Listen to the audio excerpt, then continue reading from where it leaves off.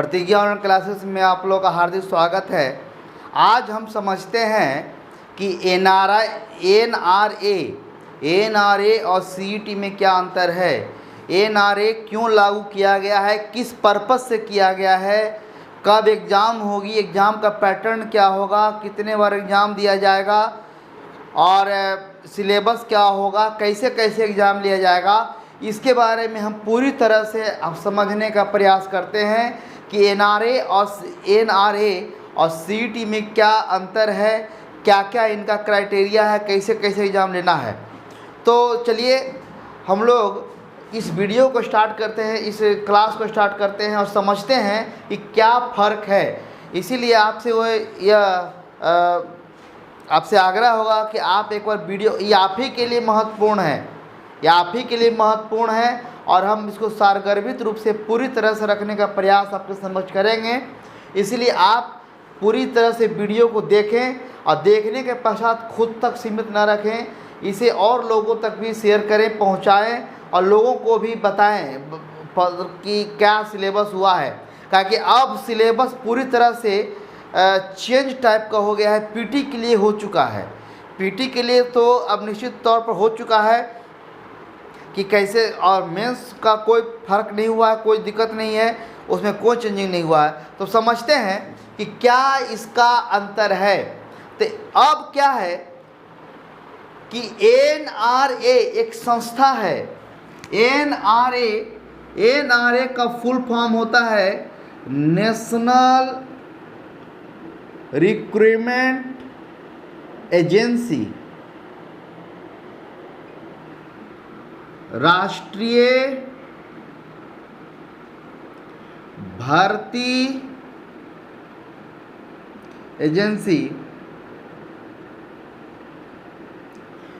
राष्ट्रीय भर्ती एजेंसी क्या करेगी कि अभी जो एग्ज़ाम होते हैं, बैंक का, रेलवे का, एसएससी का एग्ज़ाम, जो कि एसएससी अलग लेती है, रेलवे अलग लेती है, बैंक अलग लेती है, परंतु अब क्या होगा कि अब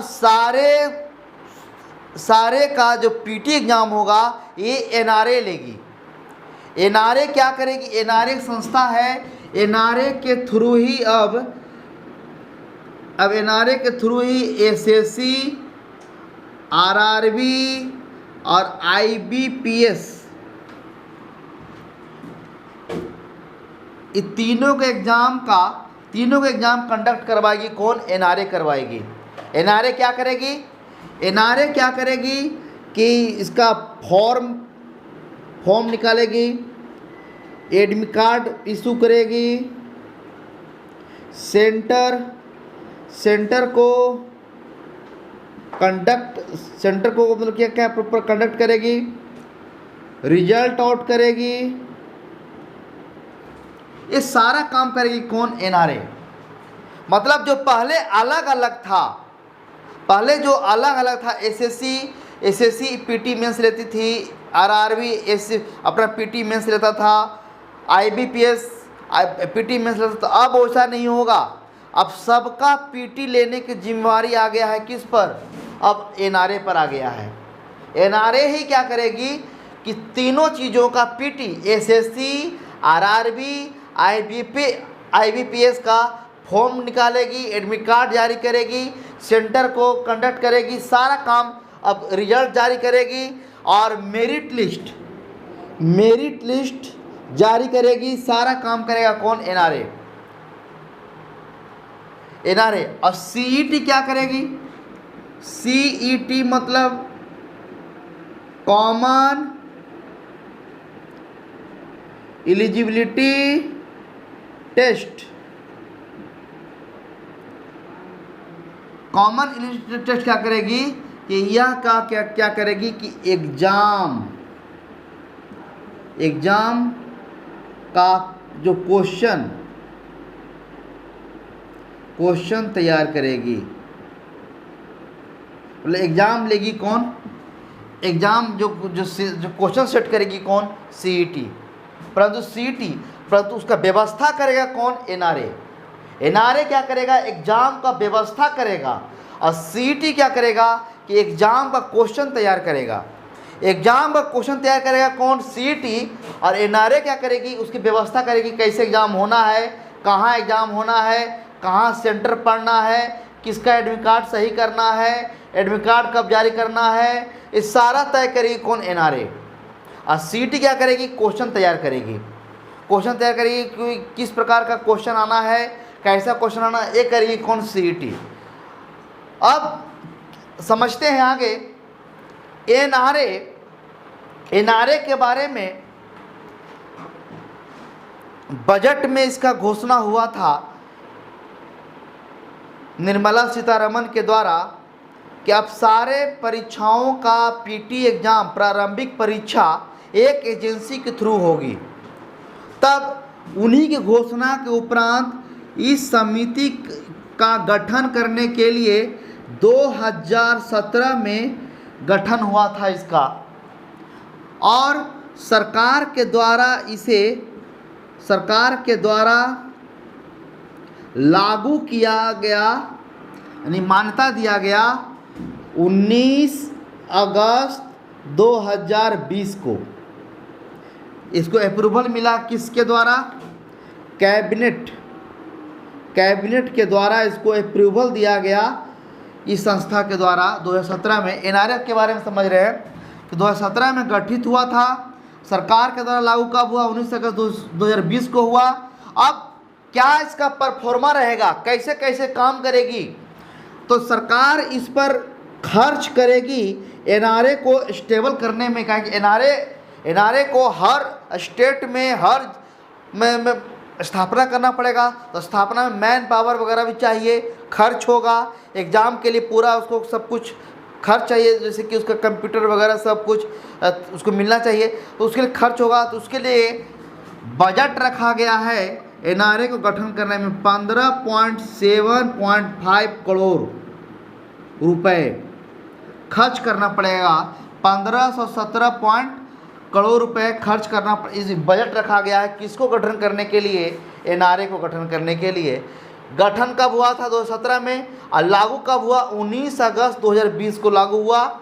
और किसके द्वारा मान्यता मिला? कैबिनेट के द्वारा नरेंद्र मोदी के अध्यक्षता में इसको मान्यता दिया गया। अब एक राज्य भी हो गया है।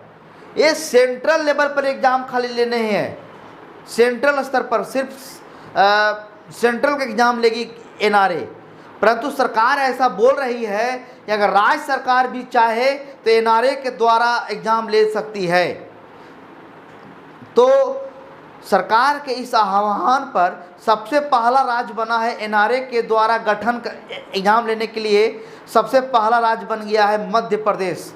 मध्य प्रदेश क्या किया है कि एनआरए के द्वारा एग्ज़ाम लेने के लिए पहला राज्य बन गया है। पहला राज्य बना है किसके द्वारा? एनआरए के द्वारा लेने के लिए बना है कौन? मध्य प्रदेश। कैसी संस्था होगी एनआरए? तो एनआरए एक ऑटोनोमस संस्था होगी। ऑटोनोमस कहने का मतलब है कि स्वायत्त संस्था। स्वायत्त मतलब कि सारा कुछ हैंडल यही करेगा, इसके ऊपर किसी से भी कोई इससे निर्देश लेने की ज़रूरत नहीं है। यह संस्था खुद ब खुद अपना वजूद रखेगी। कैसे एग्ज़ाम लेना है, कब लेना है, कब वैकेंसी निकालना है, यह खुद तय करेगी। यह ऑटोनोमस संस्था है, इंस्टीट्यूट है, स्वायत्त। इसको का स्वायत्त संस्था या ऑटोनोमस संस्था कहने का तात्पर्य है क्या तात्पर्य है कि आप खुद निर्णय ले सकते हैं, किसी से भी बाहरी से आपको निर्णय लेने की या निर्देश लेने की आवश्यकता नहीं है। तो यह एनआरए कैसी काम करेगी? तो एनआरए कैसी संस्था है? तो ये है ऑटोनोमस इंस्टीट्यूट के तौर पर करेगी, काम करेगी संस्था के तौर पर, और कमिटी और या स्वायत्त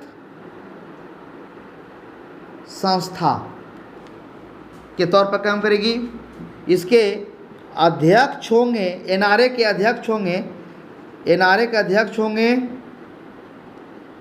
सचिव स्तर के अधिकारी,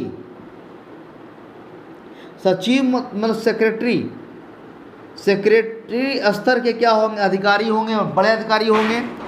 इनके मेंबर के तौर पर किन किन को लिया जाएगा, इनके मेंबर में होंगे रेलवे मंत्रालय के अधिकारी, वित्त मंत्रालय के अधिकारी, फिर एसएससी, आरआरबी और आईबीपीएस के प्रतिनिधि भाग लेंगे। इसका हेडक्वार्टर होगा एनआरए का न्यू दिल्ली में। तो एनआरए के बारे में हम लोग अभी डिस्कस किए क्या कि एनआरए का फुल फॉर्म होता है नेशनल रिक्रूटमेंट एजेंसी, राष्ट्रीय भर्ती एजेंसी। इसका काम क्या होगा, एनआरए का काम क्या होगा कि एसएससी, आरआरबी, आईबीपीएस के प्रारंभिक परीक्षा संयुक्त रूप से लेना, अलग अलग नहीं, संयुक्त रूप से लेना इसका काम होगा। अब इसके उपरांत में जो एग्ज़ाम लिया जाएगा, इसके उपरांत में उसके अंक के आधार पर, मार्क्स के आधार पर उसका मेरिट लिस्ट तैयार होगा। मेरिट लिस्ट तैयार होगा और इसके बाद फिर उसको अलॉट किया जाएगा कि अगर उस फिर मेंस के लिए अपना अपना इन लोग अलग अलग फॉर्म निकालेंगे। पीटी के लिए अलग अलग फॉर्म नहीं निकलेगा, पीटी के लिए तीनों एक ही फॉर्म में निकलेंगे, परंतु जैसे ही मेंस के एग्ज़ाम होगा फिर अपना अलग अलग कर लेंगे। तो बदलाव सिर्फ पीटी के लिए किया गया है, मेंस के लिए नहीं किया गया है, ये ध्यान रखिएगा। पीटी के लिए किया गया है, मेंस के लिए नहीं किया गया। मेंस हूबहू है, जैसे आपको लिया जाता है मेंस वैसा ही होगा, परंतु पीटी चेंज हो गया। पीटी के लिए अब अलग अलग नहीं, अब तीनों का लेगा कौन, एनआरए लेगा। एनआरए जिसको गठन किया गया 2017 में, सरकार के द्वारा इसको अप्रूव किया गया 19 अगस्त 2020 को। खर्च बैठेगा इस पर 1517 करोड़ रुपए। पहला राज्य कौन बना एनआरए को लागू करने वाला, एनआरए को लागू करने वाला कौन बना, मध्य प्रदेश। यह कैसी संस्था है, ऑटोनोमस संस्था है, स्वायत्त संस्था है जो अपने आप पर निर्भर है, किसी और पर निर्भर नहीं है। इसके अध्यक्ष कौन होंगे, तो सचिव स्तर के अधिकारी होंगे। इसके मेंबर के तौर पर रेलवे मंत्रालय, वित्त मंत्रालय, एसएससी, आरआरबी, आईबीपीएस के प्रतिनिधि भाग लेंगे। हेडक्वार्टर कहाँ पर होगा, न्यू दिल्ली में होगा। तो ये होगा एनआरए के बारे में। सीईटी क्या करेगी कि सीईटी क्या करेगी कि एसएससी, आरआरबी, आईबीपीएस ये तो कम मर्ज हो गया। अब मर्ज होने के उपरांत कैसा पैटर्न का क्वेश्चन निकालना है, किस लेवल का एग्जाम लेना है, यह तय करेगी सीईटी।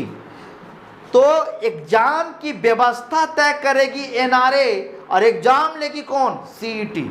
अंतर यही है। एनआरए क्या करेगी कि एग्जाम की व्यवस्था तय करेगी, कैसे एग्जाम लेना है, कहाँ लेना है। और सीईटी क्या करेगी, एग्जाम के पैटर्न तय करेगी। मतलब एग्जाम लेगी सीईटी, परंतु उसका व्यवस्था तय करेगा कौन, एनआरए। तो एनआरए और सीईटी हुआ। अब समझते हैं कि इसको करने के पीछे क्या फायदा, क्या है, क्या फायदा है। पहले क्या दिक्कत था, अब वो दिक्कत खत्म हो गया इसको करने से। अब इसको हम सिलसिलेवार ढंग से एक एक पॉइंट को समझेंगे, गंभीरता पूर्वक समझिए। ये आप ही के लिए सब्जेक्ट रखा गया है, ये आप ही के लिए लाए हैं। देखिए, ये आपके लिए ही एग्जाम के पूरा न्यू पैटर्न। देखिए, सबसे पहले लागू कब किया जाएगा, इसको लागू किया जाएगा 2021 में। 2021 में लागू किया जाएगा। एग्जाम कैसा होगा, एग्जाम होगा ऑनलाइन, ऑनलाइन एग्जाम होगा, ऑफलाइन नहीं, ऑनलाइन एग्जाम होगा। क्वेश्चन टाइप कैसा रहेगा, क्वेश्चन टाइप कैसा रहेगा, तो क्वेश्चन टाइप रहेगा ऑब्जेक्टिव,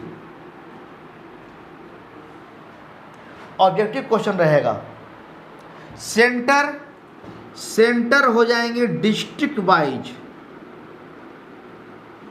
अभी 1000 शुरुआती तौर पर सेंटर बनाने का रखा गया है और 170 जिले को चयन किया गया है।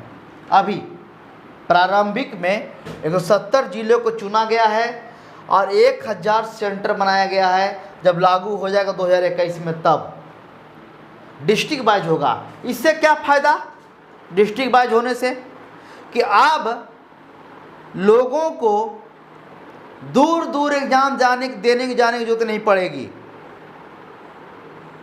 मतलब आप रहते हैं अगर डाल्टनगंज में या पलामू में रह रहे हैं और एग्ज़ाम देने कहाँ जा रहे हैं, बेंगलोर, एग्ज़ाम देने कहाँ जा रहे हैं, दिल्ली, एग्ज़ाम देने कहाँ जा रहे हैं, मुंबई, वह अब नहीं होगा। पीटी के लिए खासकर नहीं होगा।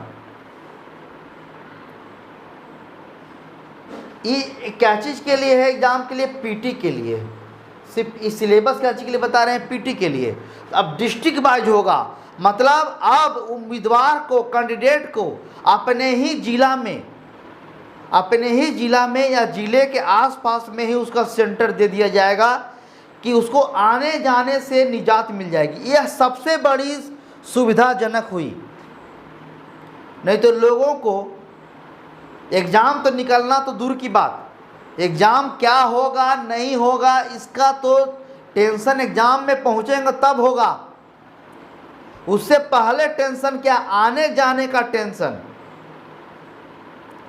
अगर आप बिहार झारखंड के हैं, आपको जाना पड़ रहा है कहाँ पर, कश्मीर, जम्मू कश्मीर, दिल्ली, है ना, अहमदाबाद, उतना दूर दूर, यहाँ तक कि जाने आने के लिए लोगों के पास में पैसे नहीं है। बहुत लोग कैंडिडेट के पास में आर्थिक समस्या है, वह किसी प्रकार उधार लेकर के जाता है, किसी प्रकार मैनेज करता है, ट्रेन में मैनेज करता है। ट्रेन में पूरा भीड़ इतना ज़बरदस्त रहता है कि लोग एग्ज़ाम में लिखेगा क्या, वह तो पूरी तरह से थक गया, जाने आने में थक गया, जाने में ही, तो एग्ज़ाम में परफॉर्म कैसा करेगा।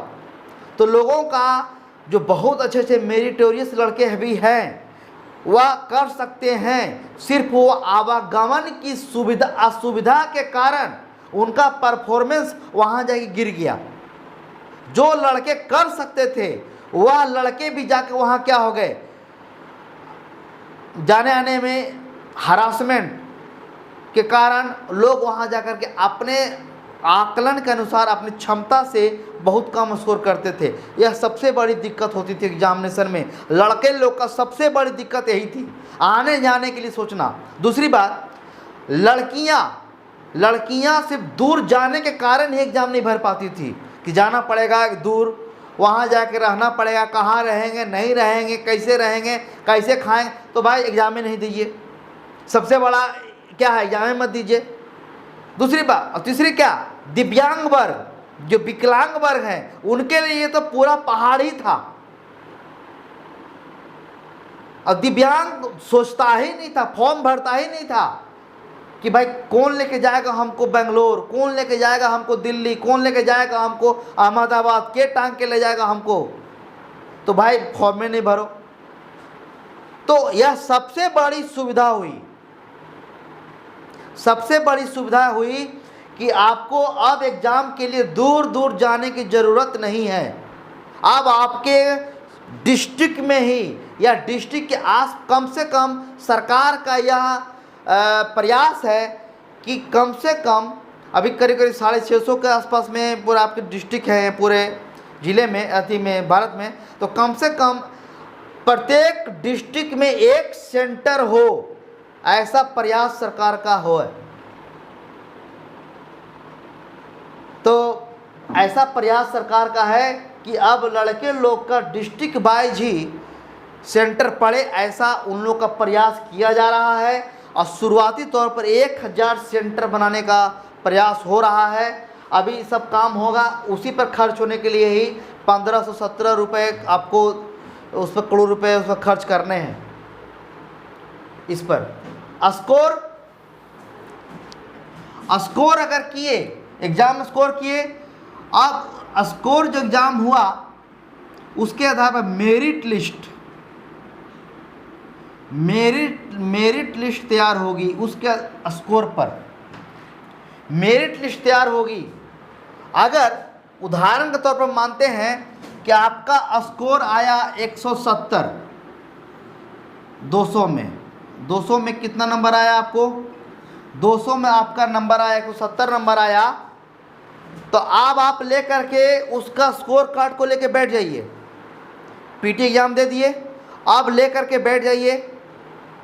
अब क्या करेगी कि एसएससी मेंस के लिए मानते फॉर्म निकालेगी, तो बोलेगी कि जो बच्चे का एनआरए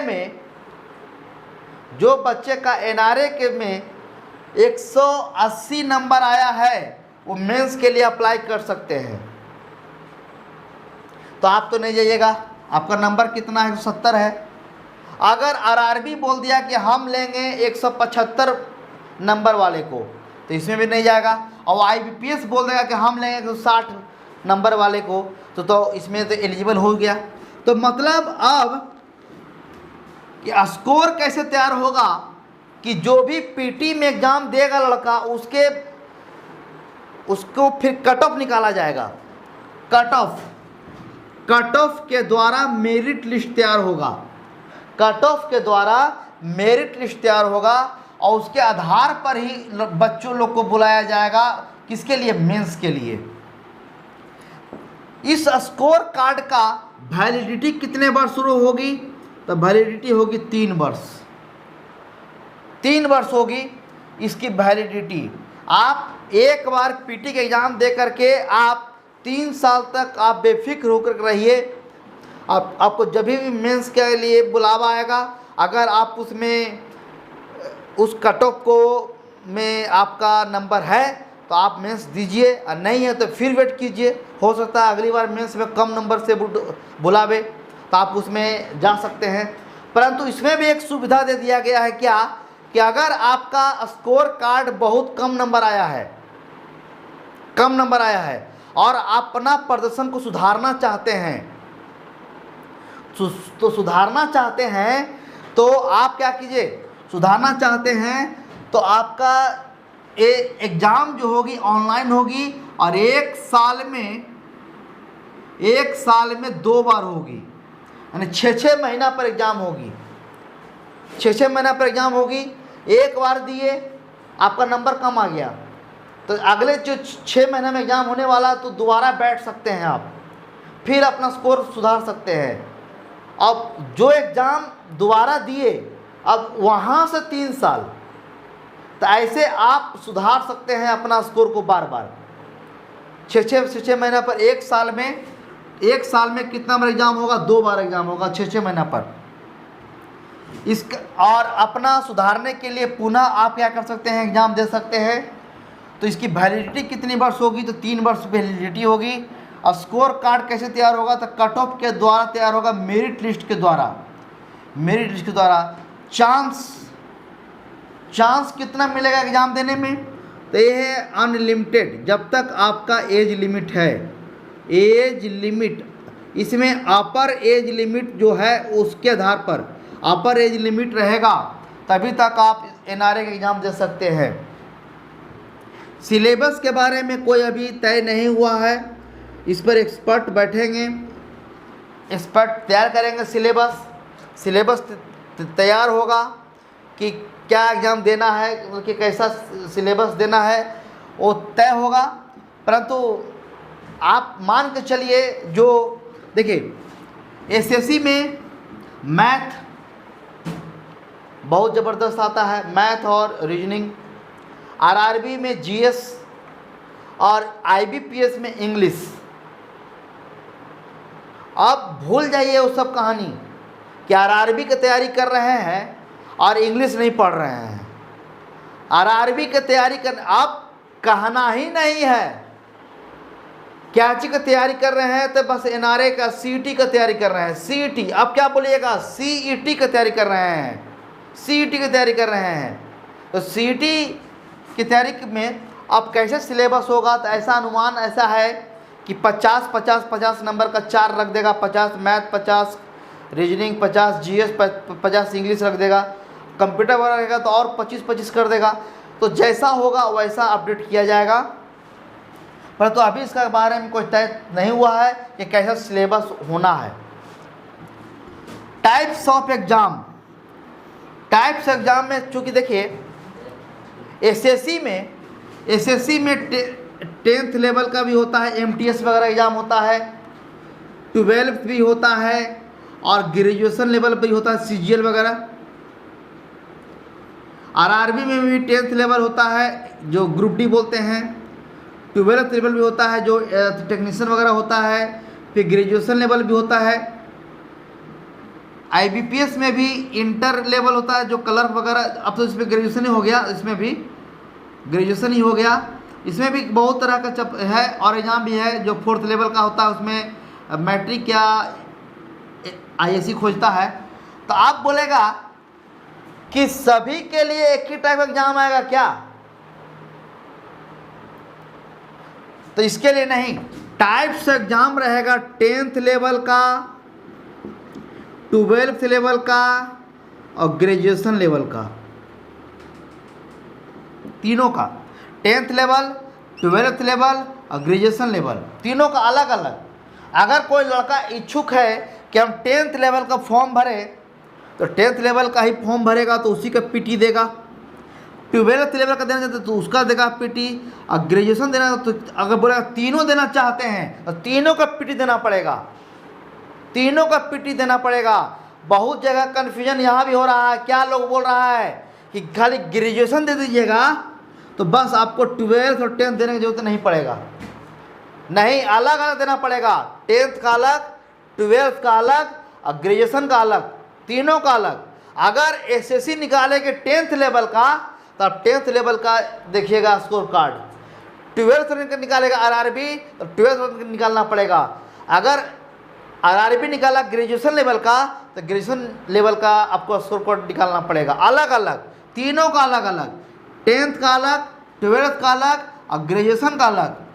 क्योंकि एग्ज़ाम का स्तर भी अलग अलग है, 10th का अलग क्वेश्चन पूछे जाएंगे उस लेवल का, 12th का थोड़ा सा और स्टैंडर्ड रहेगा, ग्रेजुएशन का और स्टैंडर्ड रहेगा। तो वह तय होगा और कि आपको अगर तीनों में देने बैठना है तो तीनों दीजिए, 10th भी दीजिए, 12th भी दीजिए और ग्रेजुएशन भी दीजिए, तीनों रखे बैठल रहिए।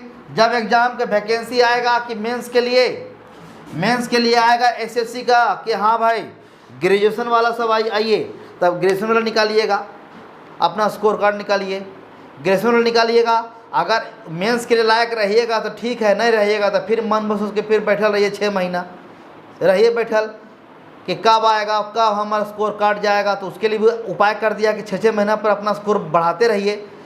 परंतु दिक्कत क्या है, ये तो सही बात है कि आप 10th का दीजिए, 12th के लेवल का दीजिए, ग्रेजुएशन लेवल का दीजिए, कट ऑफ भी निकलेगा, मेरिट भी तैयार होगा, उसका 3 साल वैलिडिटी भी रहेगा। पर सरकार को यह भी निश्चित करना पड़ेगा कि आप 6 महीना में वैकेंसी दीजिएगा ना, 6 महीना वैकेंसी दीजिएगा तभी तो इसका फ़ायदा होगा। आप 6 महीना में वैकेंसी अगर नहीं लाते हैं, एक के बार लाइएगा 5 साल में, तो यहाँ तो लड़का तो अपना धीरे धीरे 6 महीना पर एग्ज़ाम दे रहा है, एग्ज़ाम देते जा रहा है। अब दे रहा है एग्ज़ाम, अब पता चला कि 2 साल के बाद एग्ज़ाम आया तो 4 को 5 को उसके पास उसका कट ऑफ हो जाएगा, पीटी का लेके घूमत रहेगा, ऐसे ही 4 को ले चलेगा। तो उसे पीटी में फिर भीड़ नहीं होगा, फिर मेंस में फिर भीड़ हो जाएगा। इसीलिए सरकार को भी यह निश्चित करना पड़ेगा आने वाले समय में कि हम अगर 6 महीना पर एग्ज़ाम ले रहे हैं तो कम से कम वैकेंसी भी क्या हो, वैकेंसी भी 6 महीना पर क्या लावें, तभी जो भीड़ से क्या होगा बचा जा सकेगा। और पीटी में ही सीटी क्या कर लेगी, कट ऑफ के द्वारा अच्छे लड़कों को सिलेक्ट करेगी और बाकी लड़के को वहीं से वहीं छाट देगी, वहीं छाट देगी। तो भाई आपको उठाइए, पीटी में अच्छा लड़का वहाँ पर सिलेक्ट हुआ है, अब यहाँ पर मेंस के लिए जाएगा, उसको और स्टैंडर्ड मिलेगा, और अच्छे लड़के मिलेंगे आपको एग्जामिनेशन के लिए, आपको मतलब कि आपके जो काम करने के लिए और बेहतर से बेहतर लड़का मिलेगा। कि आप भी 6-6 महीना में उसका दीजिए, पैटर्न दीजिए, उसका वैकेंसी निकालिए, तभी तो लड़का जोश में पढ़ेगा। और दूसरी बात, आप यह भूल जाइए कि अब इंग्लिश की ज़रूरत नहीं है। जब इंग्लिश के टीचर पढ़ाने जाते थे तो आरआरबी वाला, जो रेलवे वाला, पहले ही सो गया वहीं क्लास में सुतल है। बोला काहे जी, तो रेलवे में कहाँ पूछता है इंग्लिश। आप भूल जाइए कहानी। आप ऐसा पूछेगा कि तरेगा नहीं लौका दिया तो बोलिएगा। यहाँ आईपीपीएस जुड़ गया है। अब आईपीपीएस में एक ठो देगा, पूरा सेंटेंस देगा, पूरा एकदम क्या बोलते हैं, स्टोरी के बीच में निकालिएगा, कॉम्प्रिहेंशन निकालिएगा, सब कुछ बनाइएगा। तो अभी कहानी भूल जाइए। और बहुत लड़के मैथ के डर से भाग जाते, मैथ नहीं बनता है। एसएससी के डर, जो लड़का का थोड़ा मोड़ा जीएस सही है वो चुपचाप आरआरबी की तैयारी करता था बैठल, कहा कि एसएससी ओकरा से मैथ संभालता है नहीं। वहाँ पर पूरा अंक गणित पूरा पूछे हुए है। तो वही लड़का टिकेगा एसएससी में जो कि टिकता था, जिसका मैथ अच्छा है, रीजनिंग अच्छा है, इंग्लिश अच्छा है। तो यहाँ पर तेज तरह लड़का बैठा हुआ है। आईबीपीएस में क्या है कि इंग्लिश पर तेज तरह लड़का चाहिए, और जीएस के लिए तो खैर है ही आरआरबी। तो अब ऐसा कहानी नहीं चलने वाला है। इसीलिए अब आप भूल भुलैया में बिल्कुल मत रहिएगा। आज के बाद भूल भुलैया मत रहिएगा कि इंग्लिश कमज़ोर है तो जीएस अच्छा है, मैथ, अब सब अच्छा हो गया। अब करना पड़ेगा, नौकरी लेना है तो सब अच्छा करना पड़ेगा, और नहीं तो यहीं पर आपको सीटी ही क्या करेगा, सब इतना कम स्कोर देगा ना कि लेके बैठा रहिए 3 साल या 6 साल, तो फिर स्कोर ही नहीं सुधरेगा। और स्कोर नहीं सुधरेगा तो फिर दिक्कत। और दूसरी बात, ऑनलाइन एग्ज़ाम हो गया है तो कंप्यूटर भी बहुत ज़रूरत है। तो सभी कुछ मिला करके यह देखा जा रहा है कि अब हर फील्ड ही आपके लिए इम्पोर्टेंट हो गया है। अब कोई भी फील्ड कमज़ोर नहीं रहा। अब आप पूरी तरह से हर फील्ड को पूरा चॉइस, पूरा मन से पढ़िए। बेमन से पढ़िएगा तो फिर स्कोर, यहाँ कोई गुंजाइश अब नहीं रह गया। तो इसके बारे में आज पूरा आपको जो अभी तक पूरा अपडेट आया था, उसके बारे में सरकार का क्या गाइडलाइन आया है, इसके बारे में पूरा बताए आपको कि एनआरए और सीईटी में क्या अंतर है। एनआरए क्या है, एग्ज़ाम की व्यवस्था का निर्माण तैयार करेगी, और एग्ज़ाम लेगी कौन, सीईटी क्या करेगी, 1 साल में 2 बार एग्ज़ाम लेगी। और क्वेश्चन कैसा रहेगा, ऑब्जेक्टिव रहेगा क्वेश्चन, और सेंटर कहाँ बनाया जाएगा, तो डिस्ट्रिक्ट वाइज बनाए जाएंगे। स्कोर कार्ड कैसे तैयार होगा, तो स्कोर कार्ड तैयार होगा कैसे, स्कोर कार्ड तैयार होगा आपके जो क्षमता के अनुसार जो आप बनाए हैं उसके द्वारा, कट ऑफ के द्वारा ही आपको निकाला जाएगा मेरिट लिस्ट। अब उस मेरिट लिस्ट के जो कार्ड मिलेगा उसकी वैलिडिटी होगी 3 साल, परंतु आप अपना प्रदर्शन को 6-6 महीना पर क्या कर सकते हैं, सुधार सकते हैं। इसका कोई चांस का कोई लिमिट नहीं है। जब तक अपर एज है, अपर एज लिमिट आपका जब तक है, तब तक आप जितना मान उतना भर एग्ज़ाम दीजिए, कोई दिक्कत नहीं है। सिलेबस अभी तय नहीं किया गया है, सिलेबस तय होगा तो उसको आपको पता मतलब हो ही जाएगा। और टाइप्स ऑफ एग्ज़ाम में क्या कि 10th लेवल का अलग, 12th का अलग, ग्रेजुएशन अलग। अगर 10th के देना चाहते तो पीटी खाली 10th के दीजिए, 12 का नहीं दीजिए, ग्रेजुएशन का नहीं दीजिए। अगर तीनों को देना तो तीनों को दीजिए। इससे फ़ायदा होगा, जो भी मेंस में आएगा, जिस प्रकार का क्वेश्चन आएगा, 10th 12 ग्रेजुएशन जो भी आएगा, आप क्या कीजिए, सभी में मेंस भरिए। परंतु यह बदलाव सिर्फ, एक बार पुनः कह रहे हैं, यह बदलाव सिर्फ पीटी के लिए किया गया है, मेंस के लिए नहीं। पीटी का ही लेगा कौन, सीटी लेगा। और मेंस फिर अलग अलग, मेंस एसएससी अपना लेगा, आरआरबी अपना लेगा, आईबीपीएस अलग अलग लेगा, आईबी अपना लेगा। वहाँ कोई बदलाव नहीं, सिर्फ पीटी बदलाव हुआ है। तो यह रहा आपका आज एनआरए और सीटी के बारे में आपको जहाँ तक इन्फॉर्मेशन था आपको दिया गया। उम्मीद करते हैं यह वीडियो आपके लिए फ़ायदेमंद साबित होगा। अगर आपको अच्छा लगे तो इसको लाइक कीजिए, कमेंट कीजिए, शेयर कीजिए, और दोस्तों को भी ज़्यादा से ज़्यादा इसको बताने का प्रयास कीजिए। तब तक के लिए धन्यवाद।